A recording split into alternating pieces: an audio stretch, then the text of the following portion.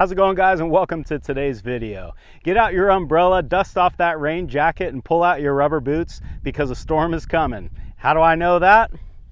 Because my hay's on the ground. That's what we're talking about today on Farmertylerranch.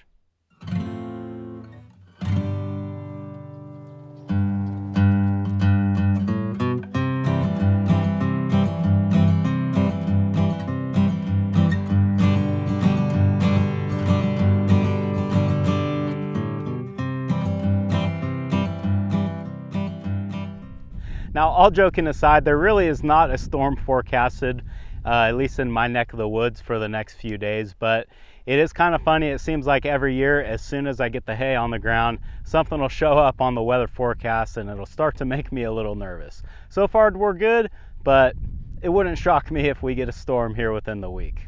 This year, things got off to a rocky start.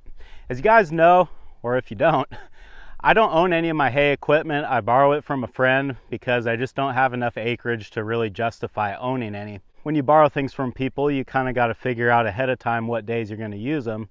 I had it scheduled to use the swather on Friday, and wouldn't you know, the swather broke down on Thursday.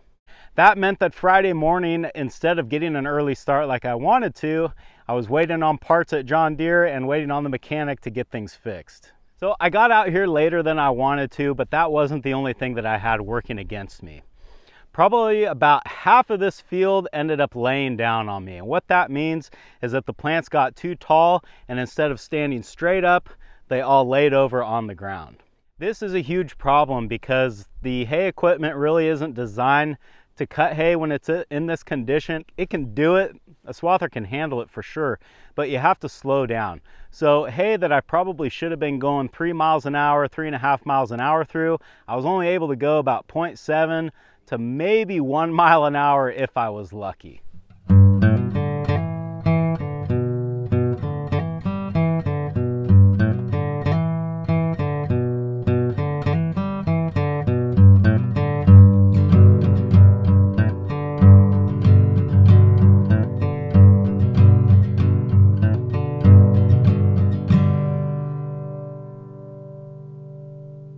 This turned cutting this field from an 8-hour job into about a 16-hour job. As for what makes the hay lay over, I've got a couple different theories on that. And I mean, let's be clear, in a way the hay laying down is a bad thing because it's really hard to cut, but in another way it's a good thing because it means that there's a lot of tonnage out here. So basically what I am thinking is that in the new half of the field here, I've only planted one other year besides this one. So the ground over there I think is a lot more fertile, and it's quite possible that I got an over application of fertilizer and the plants just grew too much and the stalks couldn't take it. The other thing that might have happened is, some of you will remember, I was having some issues with my spreader and it was throwing probably a double application right behind the spreader, and it was light out on the side. So might have been what I was seeing over there where that double application hit and the plants grew too tall, and that's what caused those to fall over.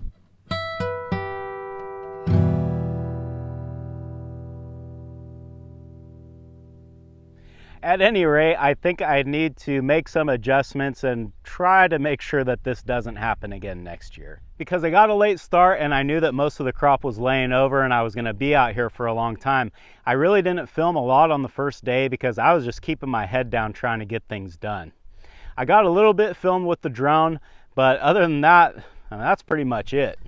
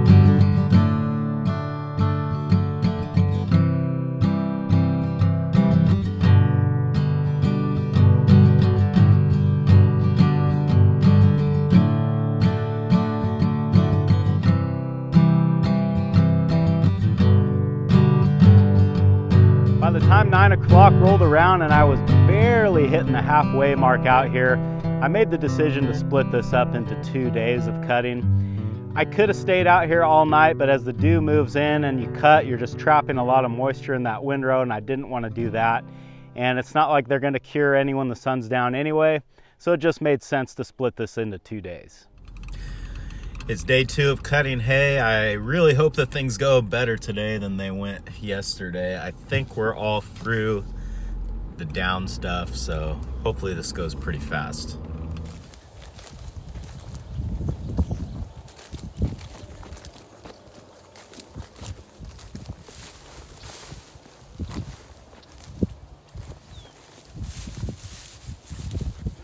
You made it.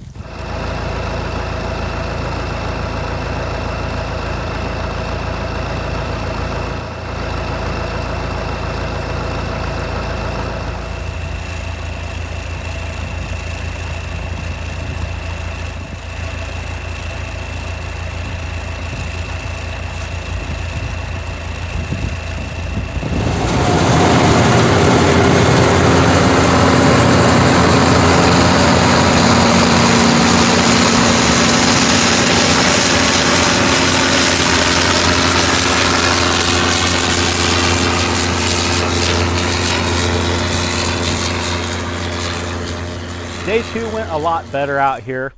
Most of the hay on this side of the field was standing, and I think that's because the ground over here wasn't quite as good.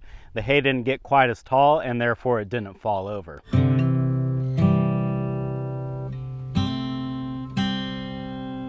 I know that there are going to be people that ask me what I have planted out here. And the answer is there are oats, beardless barley, and beardless wheat. Let's dig through a windrow and see if we can find all 3. There's oats. Wheat, and there's barley. I got these laid out on the tailgate here so you guys could get a better look at them. This is the beardless barley. You can see it's missing some kernels, but that's what it looks like. This is oats. I'm sure a lot of you are familiar with them. And then this is beardless wheat. So you can see this looks just like a regular wheat plant that you would think about, but it doesn't have all the little hairs or the beards on the kernels, and that just makes it easier for the animals to eat and more palatable. Basically makes it where they want to eat it. This forage mix hay was originally put together with the idea of feeding horses, but we found out that cows really like to eat it too. Apparently dogs like it too. My cows will eat a bunch of this, and whatever's left over I'll sell to horse customers. A swather, or windrower as some people call it, I guess probably depending on what part of the country or what part of the world you're in, but it's a pretty neat machine. As we watch this thing go through the field, you can see how the reel is spinning faster than the ground speed of the tires. The reason for that is because it has to be going faster to pick that hay up and shove it into the sickle. The sickle is basically like 100 pairs of scissors with blades just doing this back and forth, and that's what's cutting this hay off of the ground.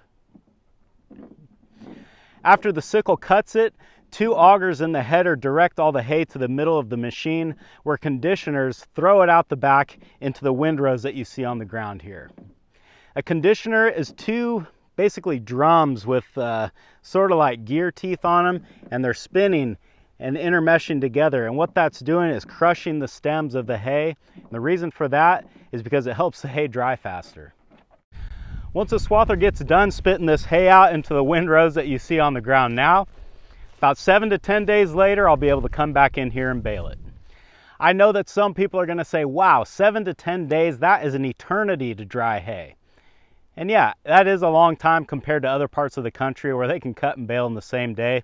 It's just not like that here. Day 2 of cutting went much better out here.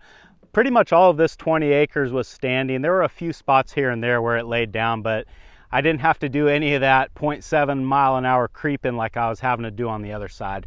Because of that, I decided that I had plenty of time to film, so I'll show you that now.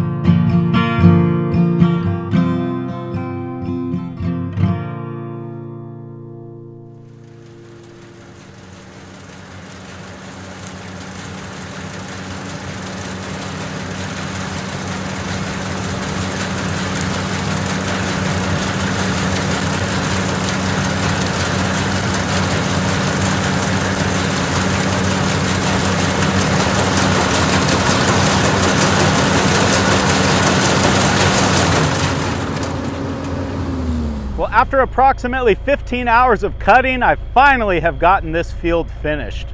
It's definitely given me some things to think about for next year, how I can try to avoid having these same problems, hopefully get things done in a little bit more of a timely manner.